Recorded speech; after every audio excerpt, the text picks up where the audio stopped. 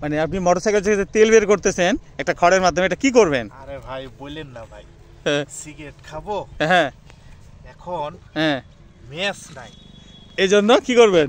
Cigarette তো খেতে হবে তাই না? হ্যাঁ না, সিগারেট তো মানে থামায় রাখা সম্ভব না, নেশা যেহেতু করতেই হবে। এভাবে কি আগুন ধরবে সত্যি সত্যি?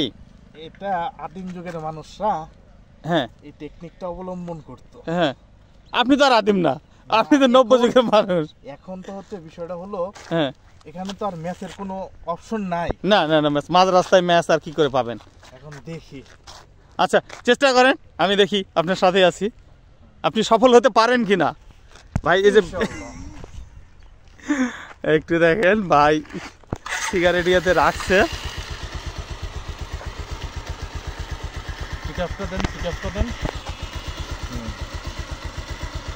ঘুরান এদিকে।